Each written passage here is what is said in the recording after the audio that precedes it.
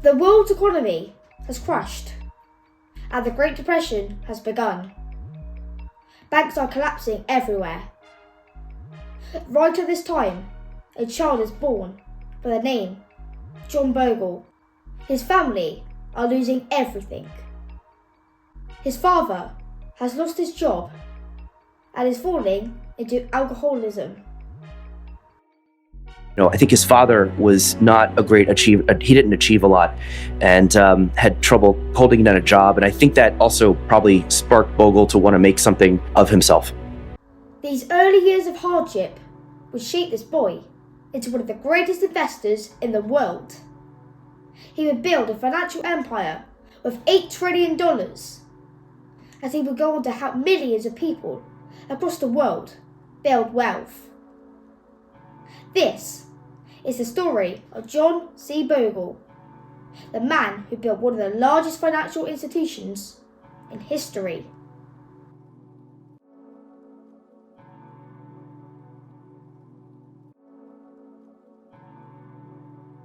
Young Bogle learns early. Money isn't a game, it's survival. Bogle grinds his way through high school and earns a scholarship to Princeton University. A massive opportunity that he isn't going to waste.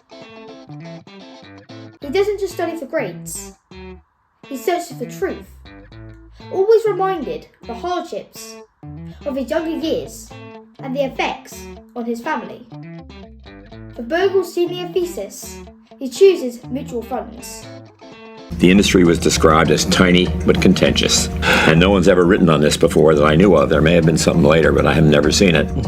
And I picked on the spot in the library that topic for my thesis, the open-end investment company or the mutual fund. Studying massive amounts of data, Bogle soon sees something Wall Street doesn't want anyone else to see.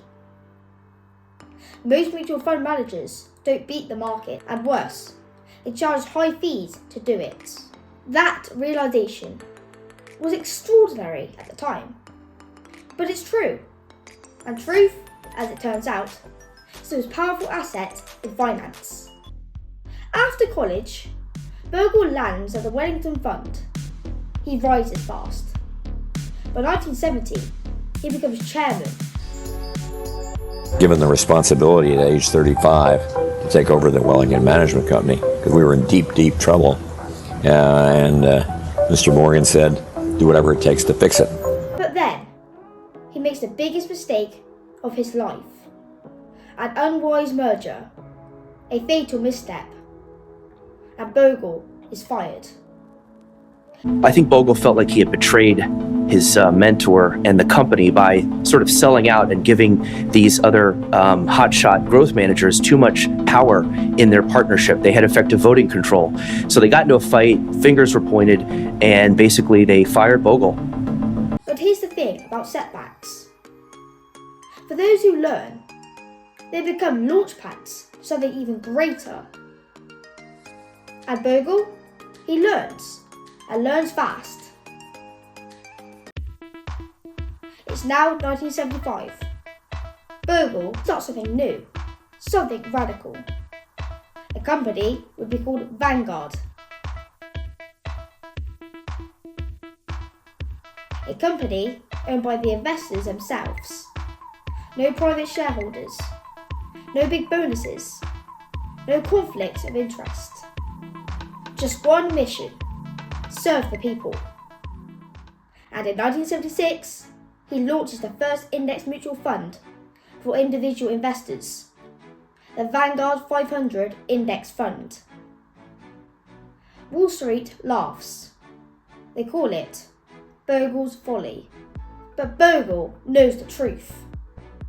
Owning the entire market, passively at low costs, wins. Index funds don't try to predict the future. They don't chase trends. They own everything, the entire market, and let compounding do the work.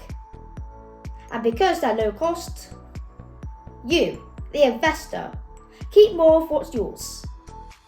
Bogle exposed a quiet killer of investing: fees. And slowly, the world catches on. Vanguard grows exponentially. Today, it manages over $8 trillion. More than the GDP of almost every country in the world. What makes Bogle extraordinary is, he never took equity in the company. He never cashed out. He never even became a billionaire. He could have, but he chose not to. Why? Because Bogle didn't build Vanguard for himself. He built it for you, the investor.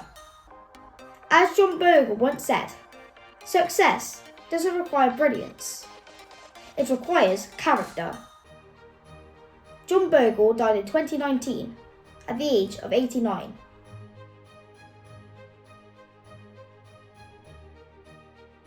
But his legacy will live on forever. A man who changed everything. The man who helped millions build wealth. He had no yachts, no mansions, no empire of excess. Just a legacy of clarity, discipline, and truth.